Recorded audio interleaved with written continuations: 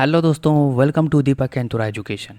दोस्तों, प्राचीन भारत में कई तरह की केव्स यानी कि गुफाएं बनाई जाती थी। कुछ रहने के लिए तो कुछ अलग पर्पस के लिए। तो आज की वीडियो में हम खास तौर से बुद्धिस्ट केव्स के बारे में ही बात करने वाले हैं, जैसे कि चैत्यास और विहारास के बारे में। चैत्य क्या होते थे और विहारास क्या होते थे, और साथ ही साथ ये भी जानेंगे कि ये एक दूसरे से किस तरह से अलग हैं। तो चलिए दोस्तों शुरू करते हैं। तो दोस्तों, जो बुद्धिस्ट केव्स होती थी वो मुख्य रूप से दो प्रकार की होती थी। एक को कहा जाता था चैत्यास और दूसरे को कहा जाता था विहारास। अब बात करते हैं कि चैत्यास क्या होते थे। तो चैत्य एक प्रकार के प्रेयर हॉल्स या फिर सेक्रेड असेंबली हॉल होते थे पौधों के, जो कि यूज किए जाते थे सामूहिक पूजा अर्चना करने के लिए। वहीं दूसरी तरफ अगर विहारास के बारे में बात करें तो विहारास होते थे इनके मठ या फिर बौद्धों के रेसिडेंशियल हॉल, यानी कि इनके रहने का स्थान। तो ये होते थे विहार। तो अब जान लेते हैं इनके कुछ फीचर्स के बारे में।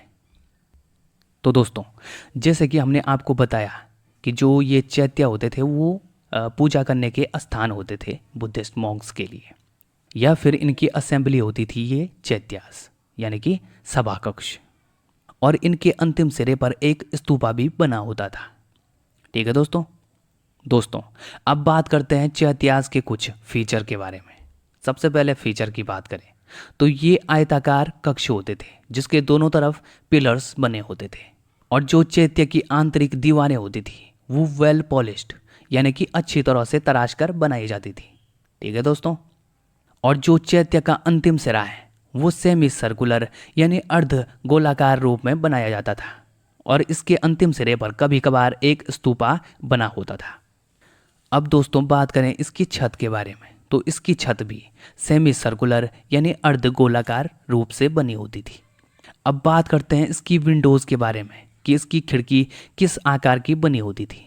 तो इसकी जो खिड़कियाँ होती थी वो घोड़े के नाल के आकार की बनी होती थी दोस्तों इसकी खिड़कियां कुछ इस तरह से इस आकार में बनी होती थी।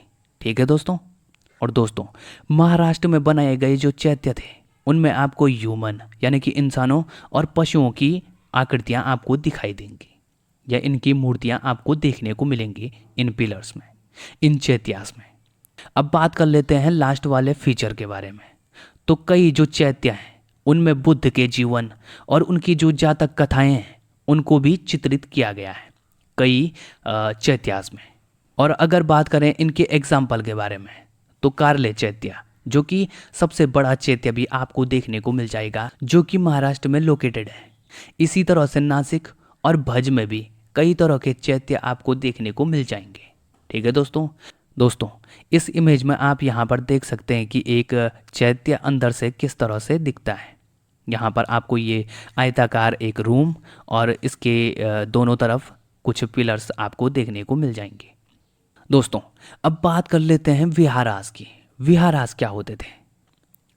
विहारास एक तरह की मोनास्ट्री यानी कि मठ होते थे जहाँ पर बुद्धिस्ट मॉन्क्स रहते थे, यानी कि इनका रहने का स्थान होता था विहार्स।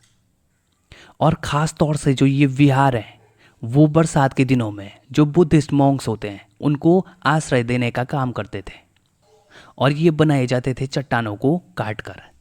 ठीक है दोस्तों, अब बात कर लेते हैं इनके कुछ फीचर्स के बारे में कि किस तरह से ये बने होते थे।